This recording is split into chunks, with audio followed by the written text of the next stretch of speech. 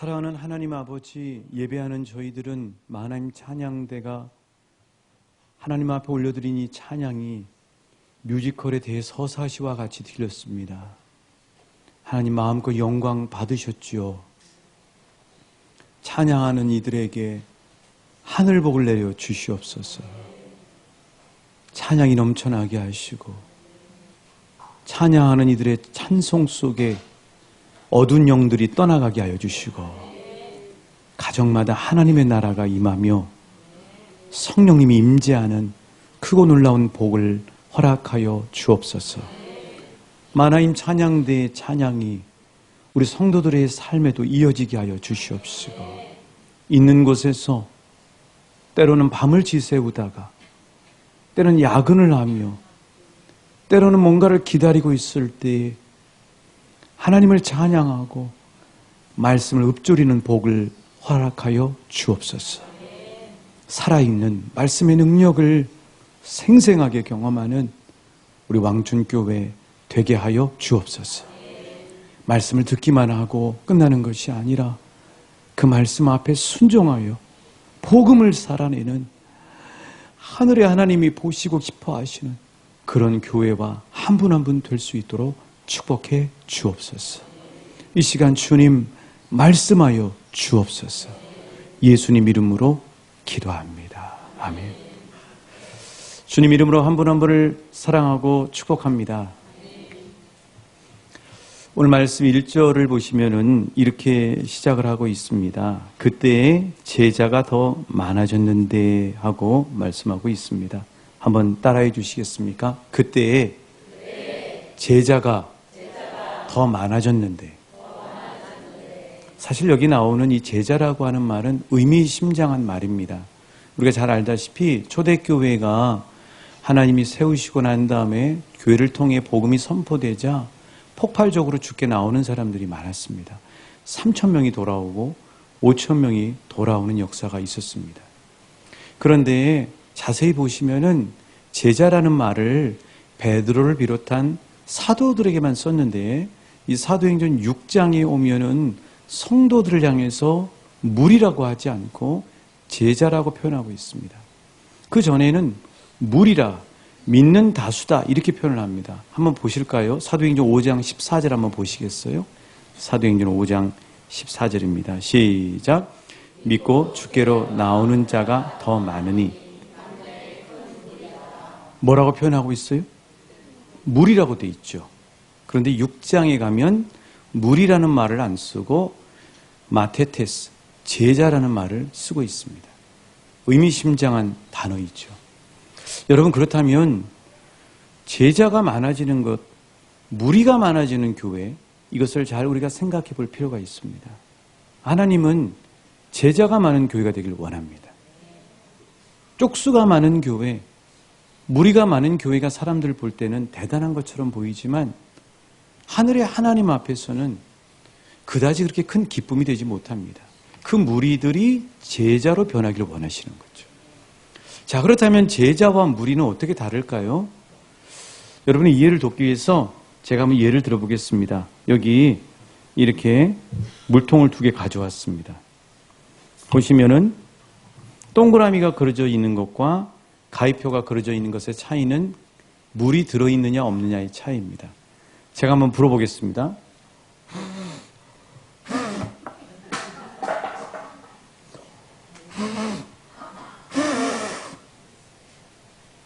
어떻습니까? 무슨 차이가 나죠? 그리고 이렇게 뒤로 넘어가서 넘어지고 흔들린 이 물통은 왜 넘어지는 것입니까? 그 안에 물이 없기 때문입니다. 물이 들어있으면 아무리 세상에 바람이 들어와도 흔들릴지라도 넘어지지 않는 거죠. 그러나 물이 안 들어있는, 실은 물이 안 들어있는 게 아니라 물리적으로 보면 공기가 들어있는 것입니다. 세상의 가치가 들어있는 거죠. 그것은 아무리 해봐야 바람이 불면은 넘어져 버리고 만다는 것입니다. 그러면 제자는 어떤 사람이에요? 제자는 이 꽉 들어있는 물처럼 하나님의 말씀이 채워져 있는 사람이 제자입니다. 그런데 교회에 있지만 그 안에 공기와 같은 세상 가치가 들어있으면 결국은 하나님 눈에는 제자가 아니라고 하는 사실이죠. 사랑하는 저와 여러분이 하나님이 찾으시는 제자들이 되시길 주님의 이름으로 축복합니다. 우리 방춘교회가 무리가 많은 교회가 아니라 제자로 가득한 교회가 될 때 하나님이 영광 받으시고 마음껏 사용하시며 복음의 풍성한 열매가 맺혀지게 될 줄 믿습니다. 우리 좌우 옆 사람에게 축복하십니다. 항상 주의 말씀으로 꽉꽉 채우셔서 주님의 제자가 되십시오. 우리가 잘 알고 있는 시편 1편의 말씀이 바로 그 얘기입니다. 복 있는 사람이 어떤 사람인가? 복 있는 사람은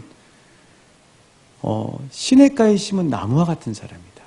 복 있는 사람은 여호와의 말씀을 주야로 즐거워하고 주야로 묵상하는 자다.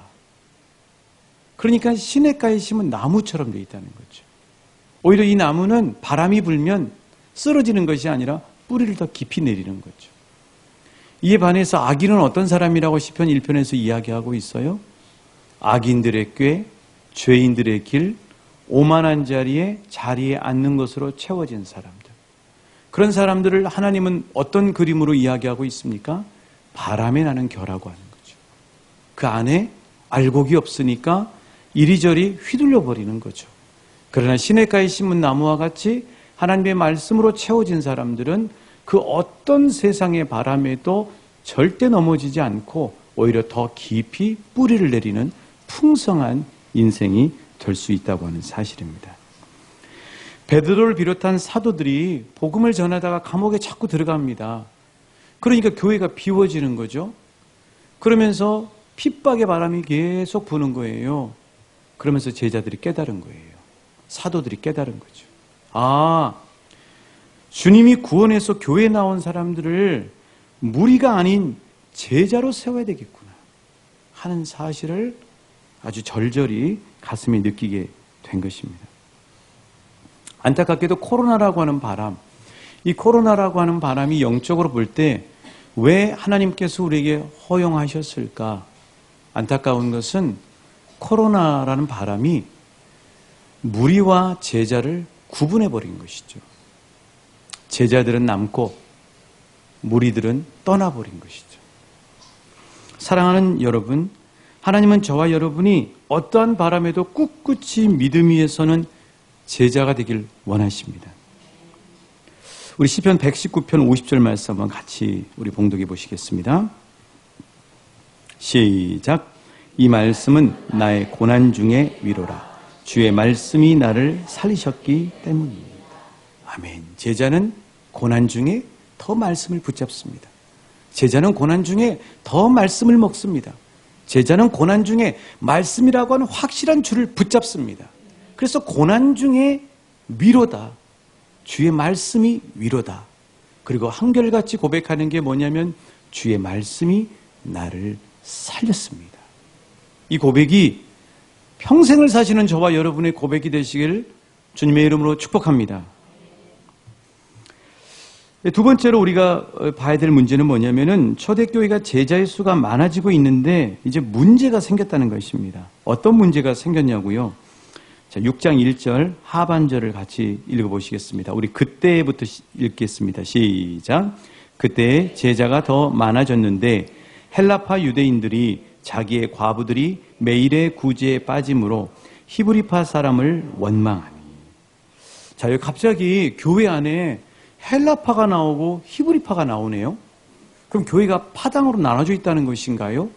파당으로 나눠질 뻔했다는 것입니다. 그럼 헬라파 유대인은 뭐고 히브리파 유대인들은 뭐냐?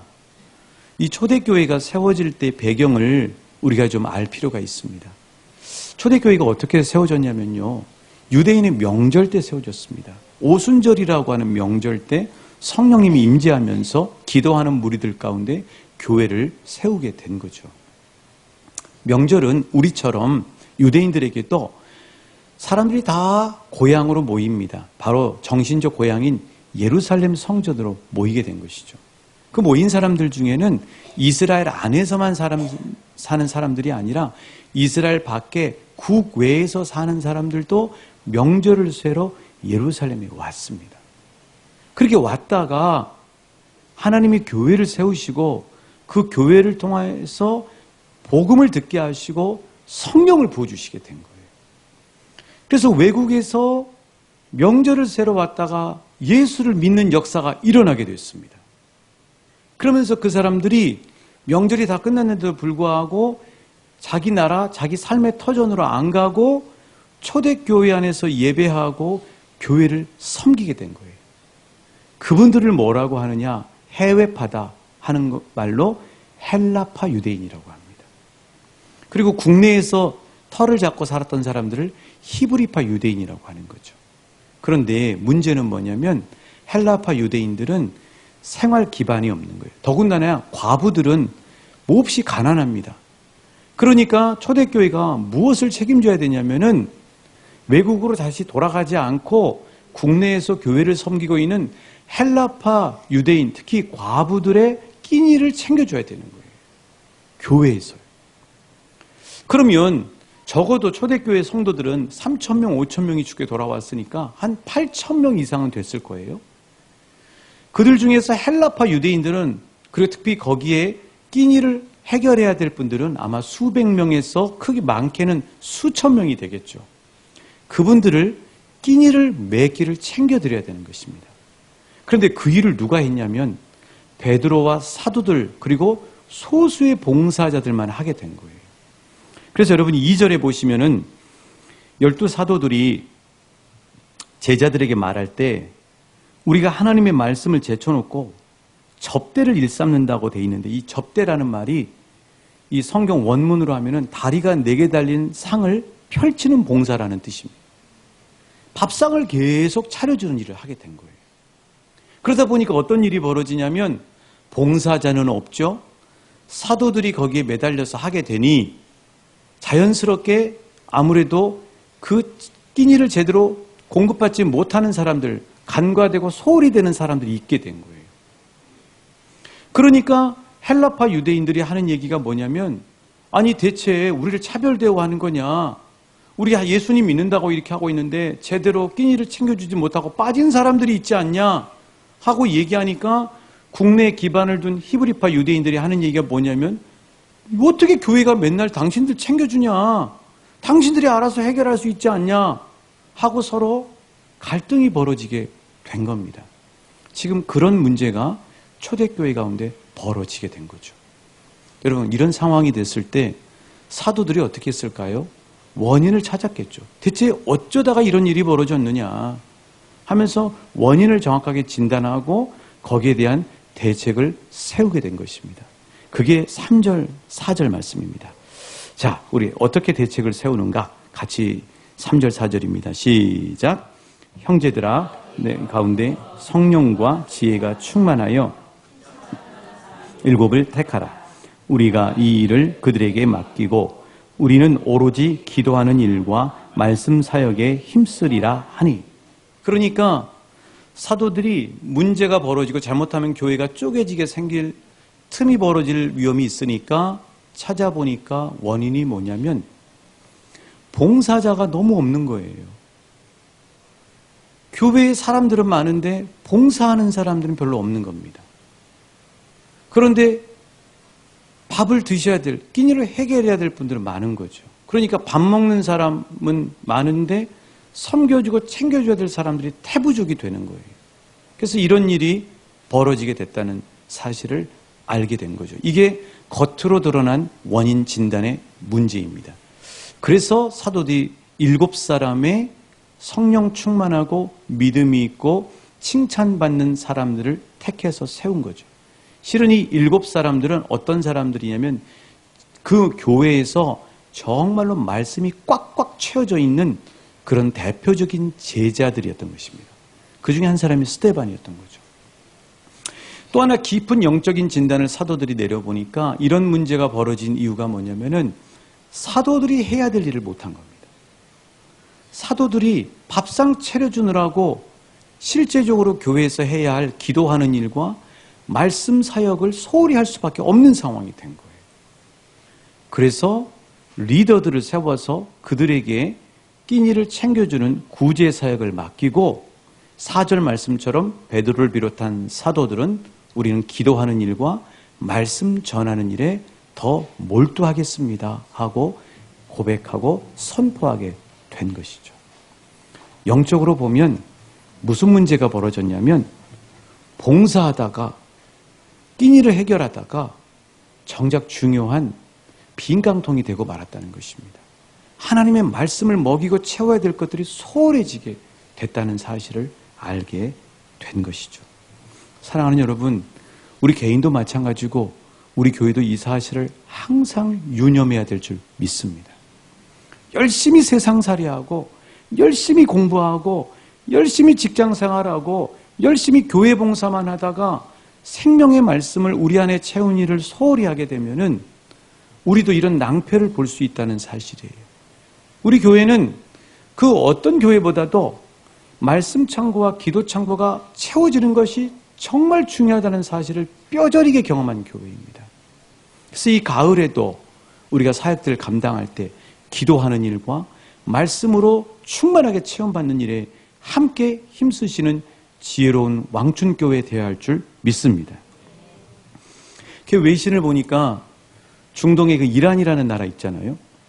이 이란이라는 나라가 지금 어려움을 겪고 있는데 어떤 어려움을 겪고 있냐면은 비가 너무 안 오는 겁니다. 그래서 50년 만에 최악의 지금 가뭄을 맞고 있습니다. 한번 보여드릴게요. 땅이 쩍쩍 갈라지고 있고요. 그리고 이제 이렇게 땅이 갈라지니까 어떤 일이 벌어지냐면은 비가 너무 안 오는 겁니다. 9월 달에 지금까지 온 강수량이 0.4mm예요. 우리 지난 수요일 날 예배 드릴 때 비가 막 쏟아졌거든요. 그래서 성령의 비가 막 내리는 그 느낌이었어요. 기상청 찾아보니까 우리 지난 수요일 날 저녁에 내린 비가 30mm예요. 이란은 9월 한 달 동안 내린 비가 0.4mm밖에 안 돼요. 너무너무 물이 없는 거죠. 그래서 이제 어떻게 하기 시작했냐면은 지하수를 끌어다 쓰기 시작했습니다. 지하수를 막 끌어다 쓰면 어떻게 되는지 아시죠, 여러분? 땅속이 골다공증처럼 텅텅 비어가기 시작합니다. 그러면서 이제 땅 꺼짐 현상, 다른 말로 얘기하면 싱크홀이 여기저기서 벌어지게 된 거예요. 저게 지금 60m, 깊이가 60m나 되는 싱크홀이 뚫린 거예요. 지금 저런 상황이 벌어지게 된 것이죠. 집들도 땅이 받쳐줘야 되는데 지하수를 빼버리니까 밑에가 비어버리니까 이게 기울면서 금이 쩍쩍 가버리는 이런 일들이 벌어지게 된 것이죠. 여러분, 마치 말씀을 채우는 일에 소홀히 하면 이런 상황이 개인과 공동체 가운데 일어날 수 있다는 사실을 우리가 기억해야 할 필요가 있습니다. 우리가 학교 공부를 하건 직장 일을 하건 교회 봉사를 하건 이런 것들은 소진하는 일이에요. 그런데 그 소진하는 일에서 끊임없이 제자들처럼 하나님의 말씀을 부지런히 우리 안에 먹고 체험받는 저와 여러분 되어야 할 줄 믿습니다. 시편 119편 92절 93절의 말씀이 바로 이 말씀인 거죠. 함께 봉독하실까요? 시작. 주의 법이 나의 즐거움이 되지 아니하였다면 내가 내 고난 중에 멸망하였으리이다. 내가 주의 법도들을 영원히 잊지 아니하오니 주께서 이것들 때문에 나를 살게 하심이니이다. 아멘. 고난 중에 이길 수 있는 방법이 뭐예요? 안간힘을 쓰는 거예요?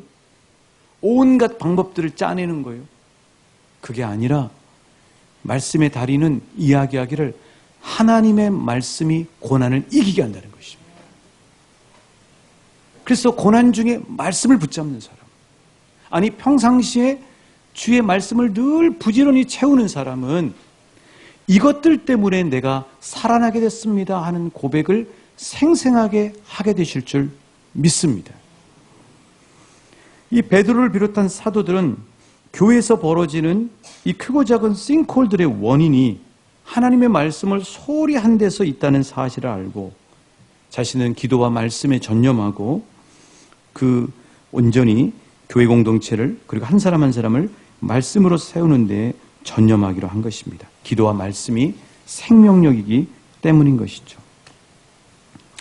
그래서 사랑하는 여러분, 이 보면은 7명의 그 사역자들을 세울 때, 스데반을 비롯한 사역자들을 세울 때도 우리 생각 같아서는 식사 봉사니까 남 구제하는 거 좋아하고 땀 흘려 봉사하는 거 좋아하고 특별히 요리를 잘하는 사람을 세울 것 같은데 어찌된 일인지 교회 공동체는 그 일을 맡은 사람들을 성령 충만하고 지혜가 충만하고 칭찬받고 믿음이 충만한 사람들을 세웠다고 말씀하고 있는 거죠.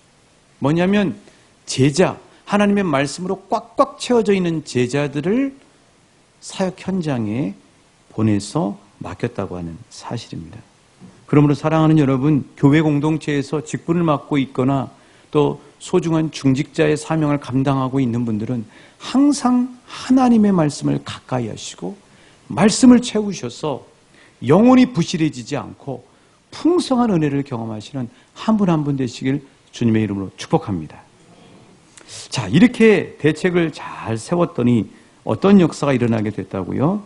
7절 말씀을 같이 읽어보시겠습니다. 7절입니다. 시작. 하나님의 말씀이 점점 왕성하여 예루살렘에 있는 제자의 수가 더 심히 많아지고 허다한 제사장의 무리도 이 도에 복종하니라. 아멘. 전 이 말씀이 너무 붙들고 싶었습니다. 하나님의 말씀이 점점 더 왕성해졌다는 것이죠.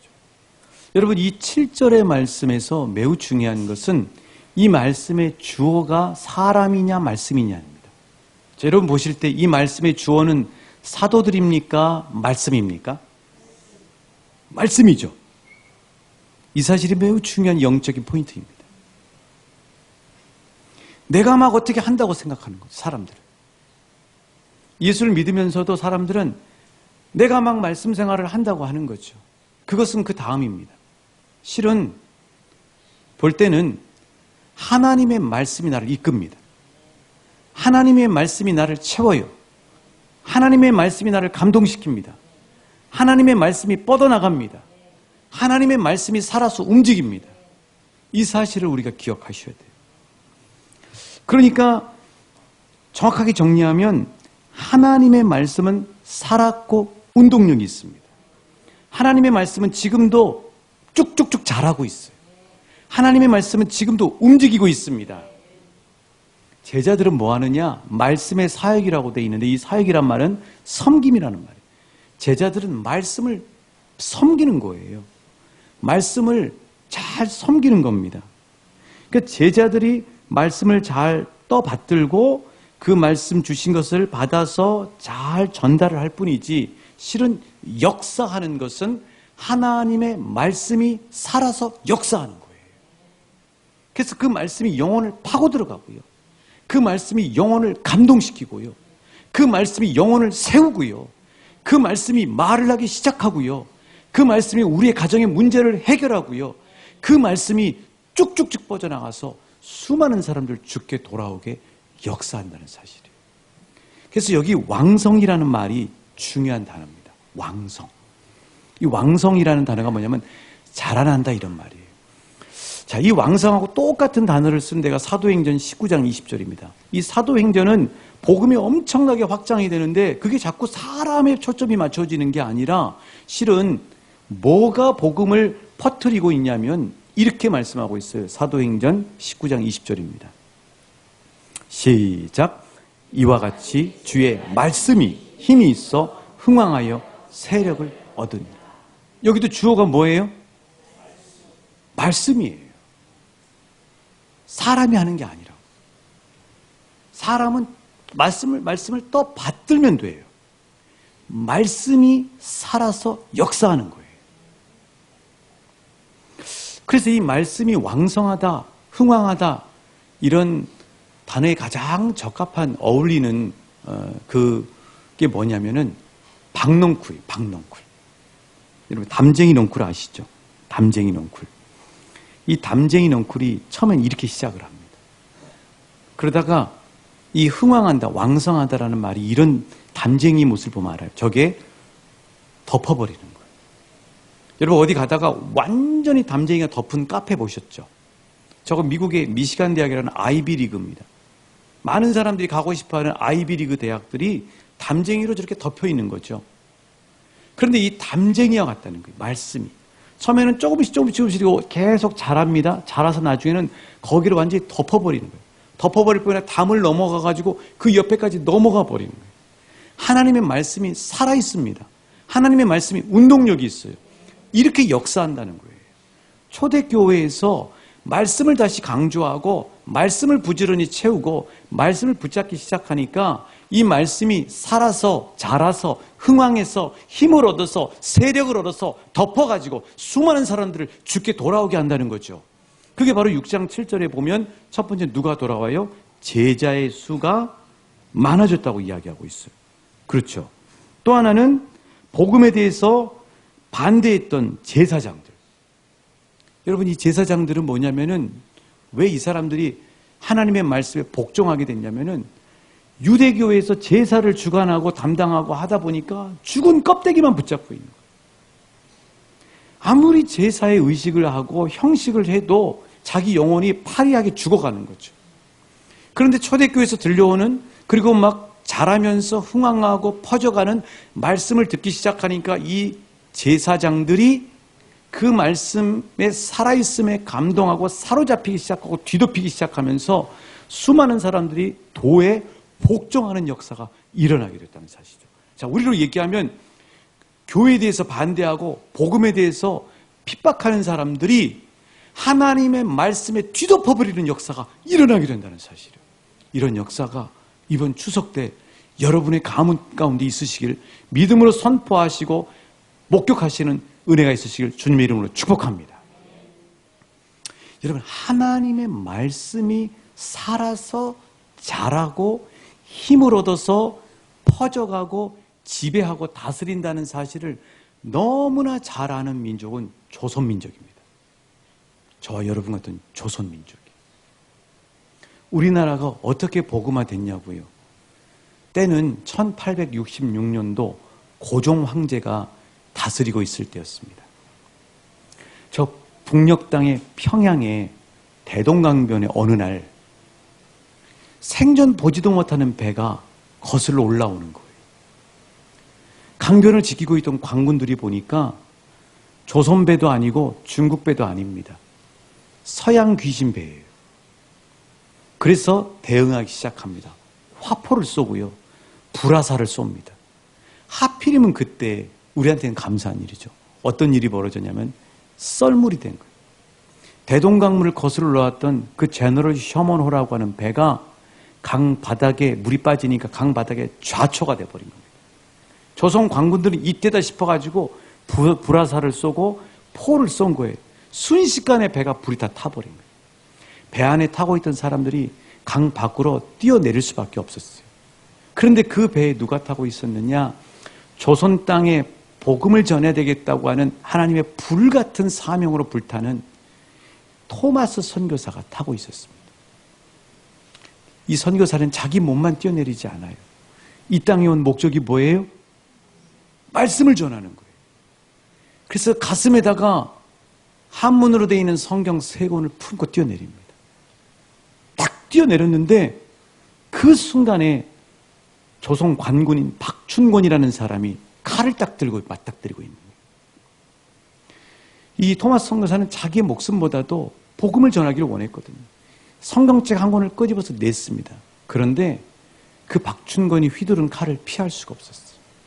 결국 그 자리에서 토마스 선교사는 피를 흘리며 순교하십니다. 그 순교에서 피가 낭자 있는 옆에 가슴에 품었던 성경책 3권이 떨어져 있는 거예요. 자기 작은아버지, 관군으로 나와 있는 작은아버지가 잘 계시나 보러 왔던 당시에 12살짜리인 최치량이라는 소년이 그 대동강변에 책이 못 보던 책이 3권이 있으니까 그거를 주워온 겁니다. 주워왔다가 관에서 불온서적을 다 반납해라 하는 명이 떨어져요. 그래서 그 불온서적을 영문주사인 박영식이라는 사람한테 반납을 합니다. 자진 반납을 해요. 그런데 그 불온서적이라고 하는 3권의 책을 받은 이 박영석이라는 사람이 2권만 반납하고 1권을 남겨놓습니다. 그 이유가 뭐냐면 자기 집 벽지로 바르려고. 그래서 그 한문 성경을 찢어가지고 사방 벽과 천장에다가 벽지로 바르게 된 거예요. 이 박영식이라는 사람은 집에서 쉴 때 이리 뒹굴 저리 뒹굴 하다가 보면 온통 사방 벽이 뭐예요? 하나님의 말씀. 그래서 사람이 복음을 전한 게 아니라 살아있고 운동력 있는 말씀이 이리 뒹굴 저리 뒹굴 천장 보면서 있는 말씀을 읽다가 살아있는 말씀이 박영식이라는 사람 안을 덮어버리기 시작한 거예요. 그래서 그곳이 그 박영식이 머물렀던 그 집이 최초의 예배당인 널다리골 예배당이 됩니다. 박영식을 덮었던 그 살아있는 하나님의 말씀이 흥황해서 박영식뿐만 아니라 수많은 옆에 있는 사람들까지 뒤덮기 시작하는 거죠. 마치 박넝쿨처럼. 그러면서 그 널다리골 예배당이 한국 최초의 조선의 교회인 평양 장대현 교회가 되고, 그 장대현 교회를 통해서 7명의 복음 전도자들을 하나님이 말씀으로 세우셔서, 여기 말씀하고 똑같죠. 7명의 사람을 세운 것처럼 그들이 제주도로 가고 그들이 전국을 다니고, 그러면서 그들 안에 살아 움직이는 말씀이 뻗어서 이 조선 땅을 온통 말씀으로 뒤덮기 시작하고, 그 말씀이 뻗고 뻗어서 저와 여러분의 가슴 안에 오게 된 것이죠. 여러분, 말씀이 살아있지 않습니까? 말씀 자체가 역사하지 않습니까? 말씀 자체가 교회를 세우지 않습니까? 말씀이 사람을 복음으로 변화시키지 않습니까? 그러므로 사랑하는 여러분, 말씀을 붙잡을 때 이 말씀이 흥황해서 내 영혼을 사로잡고, 이 말씀이 흥황해서 우리 가문을 뒤덮고, 이 말씀이 흥황해서 우리의 지역과 마을을 뒤덮고, 이 말씀이 흥황해서 우리의 직장까지 뻗치고, 이 말씀이 살아서 수많은 사람들을 구원하고 변화시키고 주께 돌아오는 역사를 허락해 주실 줄 믿습니다. 말씀이 살아있는 거죠. 그런 점에서 우리 교회는 하반기 사역을 말씀부터 시작합니다. 10월 29일 종교개혁주일에 말씀 암송대를 하는 이유가 그것입니다.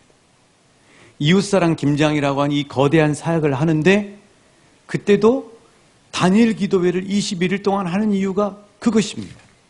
무엇입니까? 봉사만 하다 축나는 것이 아니라 늘 말씀과 기도의 삶으로 채우셨어.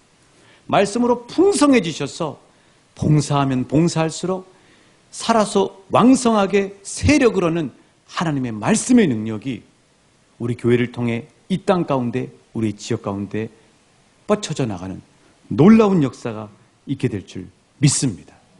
우리 7절 말씀 다시 한번 우리 한번 봉독하시고 우리 찬양하시면서 기도의 자리로 나가시겠습니다. 시작. 하나님의 말씀이 점점 왕성하여 예루살렘에 있는 제자의 수가 더 심히 많아지고 허다한 제사장 무리도 이 도에 복종하니라. 아멘. 하나님의 말씀은 살아있습니다. 도전합니다. 예수를 20년, 30년 믿어도 자기 힘으로 말씀을 지킨다고 생각하는 사람이 너무 많습니다. 대부분이 다 그래요. 말씀이 주체가 안 되고 자기가 주체가 되는 거죠. 계속 말씀을 못 지키니까 죄책감 가운데 빠지고 말씀의 능력을 경험을 못하는 것입니다. 그게 아니고 내 마음에 진짜 말씀이 소망이다, 말씀이 능력이다, 말씀이 살아있다, 말씀이 운동력이 있다 하는 사실을 알고 복 있는 사람처럼 말씀을 가까이 하면 되는 거예요. 그 말씀을 내 안으로 스며들게 하면 됩니다. 그러면 그 말씀이 나를 이끌기 시작하는 거죠. 말씀이 주체가 돼야 됩니다. 교회도 마찬가지죠. 사랑하는 여러분, 하나님의 말씀은 힘이 있습니다. 하나님의 말씀은 왕성합니다. 하나님의 말씀은 세력을 얻습니다. 말씀이 주체가 되게 하십시오. 말씀 앞에 나가시기만 하면 됩니다. 말씀 앞에 귀를 여시면 돼요. 말씀이 나를 주장하실 때 내가 말씀화되고 말씀이 실천되어져 버리는 놀라운 역사를 경험하게 될 것입니다. 하나님이 가을에 말씀으로 충만하게 하시고 내가 제자가 되게 하시고, 그리고 하나님 우리 왕춘교회가 이 말씀의 풍성한 사역을 통해 하나님 말씀의 놀라운 능력이 흥왕하는 그 놀라운 주인공의 교회 될 수 있도록 우리 이 시간 함께 말씀의 능력으로 충만하게 해달라고 우리 성령님께 기도합니다. 기도하시겠습니다. 하나님의 말씀이 흥왕하여 점점 세력을 얻습니다. 수많은 사람들의 제자가 주께 나오게 됩니다. 허다한 제사장들이 이 말씀의 도에 복종하게 됩니다. 하나님 아버지, 내가 주도하지 않게 하여 주시옵소서. 말씀이 살아서 움직입니다. 말씀이 살아있습니다. 말씀이 역사합니다. 말씀이 내 영혼을 붙잡습니다. 말씀이 나를 붙잡습니다. 말씀이 나의 중심을 잡습니다. 말씀이 나를 이끌어갑니다. 말씀이 살아서 역사합니다. 말씀의 능력, 아버지 말씀을 받들게 하여 주옵소서. 말씀을 받들게 하여 주옵소서. 그리고 말씀을 사모하게 하여 주옵소서. 시냇가에 심은 나무와 같은 교회가 되게 하여 주시고 시냇가에 심은 나무와 같은 인생들 될 수 있도록 역사하여 주옵소서. 하나님의 말씀이 나를 살립니다. 하나님의 말씀이 전부입니다. 하나님 이 시간을 통하여 성령님이 역사하셔서 말씀을 가까이 하게 하여 주시고 말씀을 묵상하게 하여 주시고 말씀을 붙잡게 하여 주시고 말씀 앞에 나를 맡기는 인생들 될 수 있도록 주님이 역사하시고 함께하여 주옵소서. 말씀이 주체가 되어 왕춘교회를 이끌어가게 하여 주시옵시고 모두 다 말씀화되는 역사를 주여 오늘 선포하신 말씀대로 살아서 역사하여 주옵소서. 하나님, 그래서 우리 가정이 널다리꼴 교회당처럼 우리 가문의 복음의 놀라운 센터가 되게 역사하여 주시옵소서. 나의 삶을 주도하시고 주관하시는 말씀의 능력을 경험하는 우리 한 사람 한 사람, 그리스도 말씀이 나를 살렸습니다 고백하는 모든 주의 종들 될 수 있도록 하나님 말씀대로 역사하여 주시옵소서. 하나님의 말씀은 살아있습니다. 하나님의 말씀은 예수님입니다. 하나님의 말씀은 운동력이 있습니다. 이 시간 내가 말씀 앞에서 내려오게 하여 주시옵소서. 내 의지와 내 힘으로 하려고 하는 걸 내려놓게 하여 주옵소서. 이 말씀이 너무 좋고 이 말씀이 나를 살리고 이 말씀이 생명이고 이 말씀이 진리라는 사실을 알게 하여 주시옵시고 내가 말씀 앞에 나가게 하여 주시옵소서. 그럴 때 말씀이 내 영혼을 사로잡는 놀라운 역사를 경험하게 하여 주옵소서. 말씀이 나를 끌고 가길 원합니다. 말씀이 내 중심을 잡길 원합니다.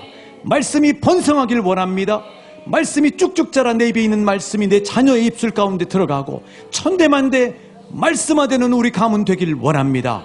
왕춘교회도 말씀이 이끌어가 주시옵소서. 말씀이 쭉쭉 뻗어가게 하여 주시옵소서. 그리고 왕춘교회를 통하여 이 말씀이 우리 지역, 우리의 직장, 우리의 삶의 자리, 온 세상 가운데 흥황하는 놀라운 복음의 역사가 나타나게 하여 주옵소서.